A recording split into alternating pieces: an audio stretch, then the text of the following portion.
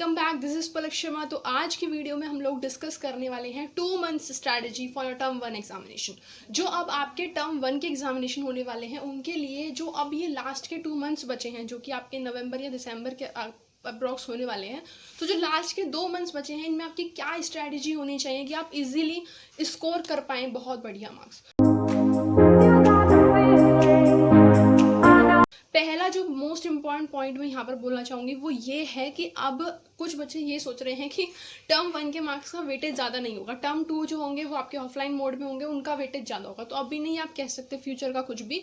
तो by chance अगर term 2 का वेटेज भी इक्वल रहा टर्म 1 के, तो आप लोग को ध्यान रखना है कि टर्म 1 का वेटेज है। अगर बाय चांस ऑनलाइन हुआ टर्म 2 भी, तो दोनों का इक्वल वेटेज होगा। अगर टर्म 2 बाय चांस ऑफलाइन हो गया तो उसका वेटेज ज़्यादा हो जाएगा, बट आपको फिर भी इस टर्म 1 पे फुल फोकस के साथ पढ़ना है।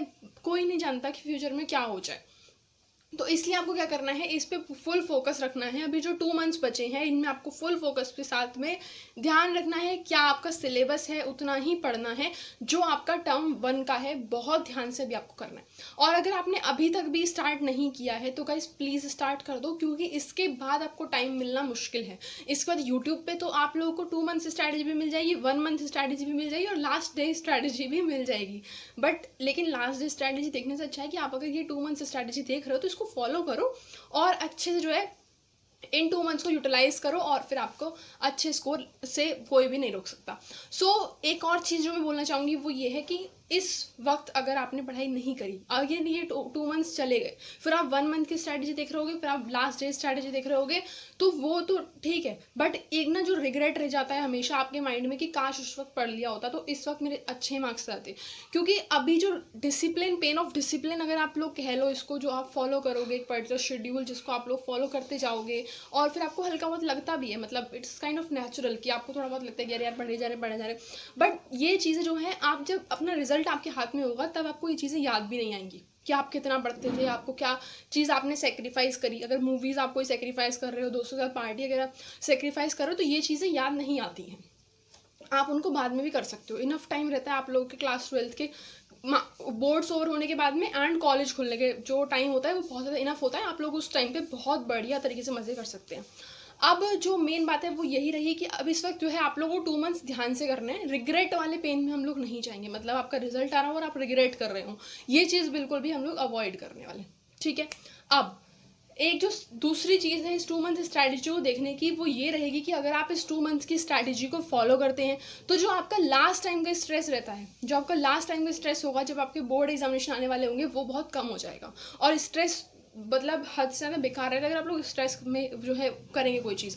अगर आप स्ट्रेस लेके याद करेंगे कोई चीज़, वो आपको याद नहीं रहनी। स्ट्रेस लेके आप कोई चीज़ कॉन्सेप्ट को समझेंगे, वो आपको समझ में नहीं आना। स्ट्रेस लेके और जो बाकी की चीज़ होती है तो होती जाती हैं, जैसे आपके बाल वगैरह झड़ना, स्किन पे प्रॉब्लम्स होना, तो ये सारी चीज़ें जो स्ट्रेस से रिलेटेड होते हैं उन चीज़ों को अवॉइड हमें करना है। और हम लास्ट मोमेंट स्ट्रेस बिल्कुल नहीं लेंगे, इस 2 मंथ की स्ट्रैटेजी को फॉलो करेंगे, ठीक है। अब जो 2 मंथ्स की स्ट्रैटेजी मैं आपको देने वाली हूँ उसको स्टार्ट कर लेते हैं। तो देखो 2 मंथ की स्ट्रैटेजी में सबसे पहली जो चीज़ है, आपको क्या करना है, आपको अब बैठ करके अपना सबसे पहले टाइम टेबल बनाना है। उस टाइम टेबल बनाने में अगर आपको 1 घंटा लग भी जाए, पूरे 2 महीने के टाइम टेबल को बनाने में अगर आपको 1 घंटा लग भी जाए तो उसको कोई उसमें दिक्कत वाली बात नहीं है। आराम से प्रॉपरली बैठ के चीज़ों को लिखना है। सबसे पहली टिप कि आपको चीज़ों को लिखना है कि कौन कौन सी चीज़ें, कौन कौन से चैप्टर हैं जो मेरे को आते हैं, कौन कौन से चैप्टर ऐसे हैं जिनकी वेटेज ज़्यादा है और जो इजी भी हैं जो मेरे को आते हैं, कौन कौन से चैप्टर ऐसे हैं जिनकी वेटेज ज़्यादा है बट मेरे को नहीं आते। तो उन चीज़ों को अब आपको प्रायोरिटी पे रखना है, उनको भी आप लोगों को कंप्लीट करना है, ठीक है। तो अभी आपको क्या करना है, सबसे पहले लिस्ट बना लेनी है उन टॉपिक्स की, उन चैप्टर्स की जो आपको आते हैं और जो आपको करने हैं। पहला काम खत्म हुआ। अब आप क्या करोगे, अपने डे वाइज लिख लोगे। जैसे अगर आज हमारे पास में जिस दिन ये वीडियो जाएगा, आई गेस उस दिन होने वाली है 14 या 15 ऑफ सितंबर, तो अब आप क्या करो 15, 16, 17, 18, 19, 20, 21, 22 इस तरीके से जितने भी लास्ट तक आपके 15 ऑफ नवंबर तक आप लोग इस तरीके से डेट्स को लिख लो, ठीक है। अब क्या करोगे, आप लोग अपने चैप्टर्स को देखो कितने चैप्टर हैं, उन चैप्टर्स को डे वाइज डिवाइड कर लो कि फिजिक्स का जो चैप्टर नंबर 1 है मेरा वो रहता है बाय चांस, ठीक है, सपोज करते हैं।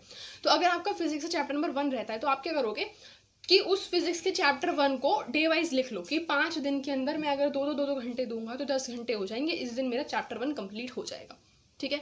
सिमिलर आपको आगे लिखना है, दूसरा लिखना है, तीसरा लिखना है, तो इस तरीके से लिखना है। कोशिश करो कि एक दिन में आप क्या कर रहे हो, एक से ज़्यादा चैप्टर, एक से ज़्यादा सब्जेक्ट्स को पढ़ रहे हो। क्योंकि अगर आप एक दिन में एक ही सब्जेक्ट को लिए बैठे हो या 2-4 दिन तक लगातार एक ही सब्जेक्ट को लिए बैठे हो तो वो चीज़ बोरियत करता है। तो ये चीज़ को अवॉइड करना है। आप कोशिश करो कि आप एक दिन में 2 से ज़्यादा सब्जेक्ट पढ़ रहे हो, 2 तो एटलीस्ट आप पढ़ ही रहे हो, ठीक है। तो उस चीज़ को आपने लिख लिया अपना डे वाइज, आपने मंथ वाइज उनको डिवाइड कर लेना है कौन कौन से, क्योंकि मैं डिवाइड करके दे सकती हूँ, इसमें कोई प्रॉब्लम नहीं, बट मेरे को नहीं पता कि आपको कौन कौन से चैप्टर आते हैं, कौन कौन से चैप्टर आपके नहीं आते हैं। तो वो चीज़ आपको खुद डिवाइड करनी पड़ेगी, उसमें ज़्यादा 1 घंटा लगेगा, उससे ज़्यादा नहीं लगने वाला, ठीक है। तो आपको क्या करना है, डे वाइज अपना टाइम टेबल लिखना है, उसको डिवाइड कर लेना है जो जो आपका आने वाला है। उसके बाद आपने जब डिवाइड कर लिया डे वाइज कि क्या क्या चीज़ें कौन कौन से डेज तक मेरी कंप्लीट हो जाएंगी, इनसे 2 चीज़ें होने वाली हैं। पहला तो आपकी चीज़ें कंप्लीट हो ही नहीं होंगी जो आपने लिख लिया है, तो दूसरा आपको स्ट्रेस हट जाएगा कि अभी अगर आप फिजिक्स पढ़ रहे होते हो और आपको केमिस्ट्री का वो लग रहा होता है कि मेरे केमिस्ट्री में वो वाला चैप्टर भी छूटा हुआ है, केमिस्ट्री में वो वाला चैप्टर भी छूटा हुआ है, अगर ये चीज़ आपको लगती है तो वो चीज़ अवॉइड होगी। आपको पता है कि केमिस्ट्री का जो वाला चैप्टर मेरा छूटा हुआ मैं उस दिन करूँगा, अभी आपको उस चीज़ की टेंशन लेने की जरूरत नहीं पड़ेगी। तो एक शेड्यूल जरूर बना लेना है, ठीक है। ये तो होगी आपकी, आपने डे वाइज प्लानिंग कर ली, आपने मंथ वाइज प्लानिंग कर ली, आपको क्या क्या करना था।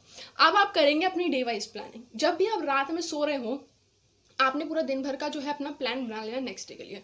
आप अभी रात में सोने जा रहे हैं, आपने क्या करना है, आपको नेक्स्ट डे के लिए बिल्कुल एग्जैक्ट प्लान बनाओ हमेशा।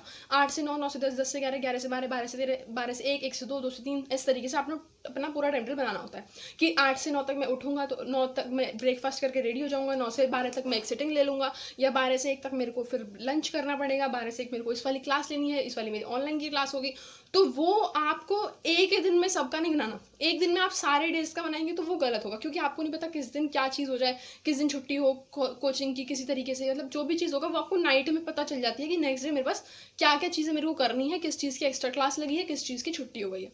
तो वो चीज़ हमेशा आपको नाइट में जो है प्रिपेयर करनी पड़ेगी। तो वो कोशिश करो कि आप हमेशा जो शेड्यूल है वो नाइट में ज़रूर प्रिपेयर कर रहे हो। अब उसके बाद आपने वो प्रिपेयर करके अगर आप चलोगे अब इस 2 मंथ्स में बहुत इजीली गाइज आप लोग अच्छा स्कोर कर लोगे, ठीक है। नेक्स्ट एक टिप जो बहुत इंपॉर्टेंट देना चाहूंगी वो है आपका hard work is important.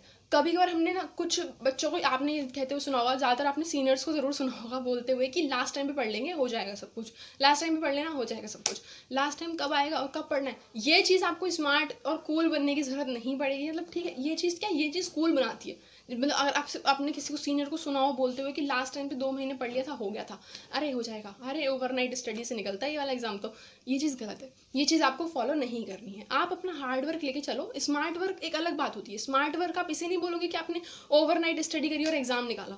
Overnight study करी आप रट लोगे, एग्जाम निकाल भी दोगे, बट लेकिन फिर वो जो कॉन्सेप्ट आपके अनक्लियर रह जाएंगे, जो आपको आगे कॉलेज वगैरह में ध्यान आने हैं, वो चीज़ गलत हो जाएगी, ठीक है। तो कॉन्सेप्ट को जरूर क्लियर करके चलो आराम से। अपना जो है अभी 2 महीने हैं, टाइम है, सफिशिएंट है, बट ये नहीं कहूँगी मैं बहुत ज़्यादा टाइम है आप रिलैक्स हो जाएं। सफिशिएंट टाइम है, आप अच्छा स्कोर कर सकते हैं इस टाइम में भी, ठीक है। तो हार्ड वर्क करना है, स्मार्ट वर्क करना है, but don't try to be cool, ठीक है।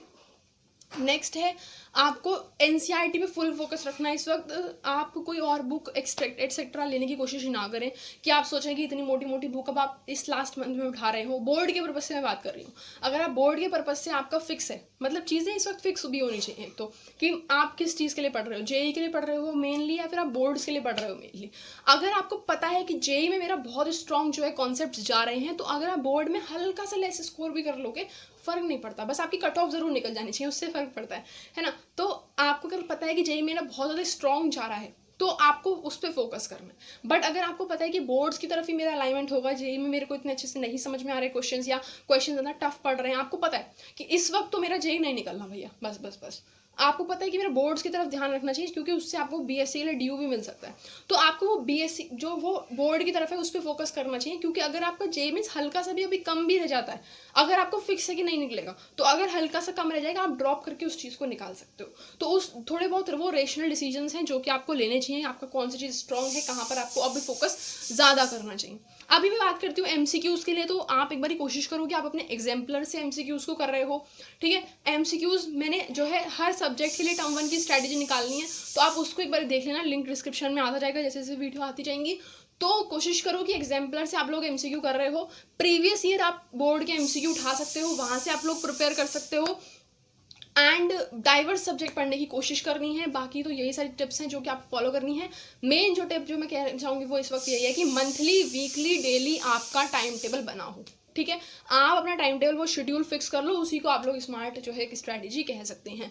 टिल देन आई होप कि आपको सारी चीज़ें क्लियर हो गई होंगी इस वीडियो के अंदर।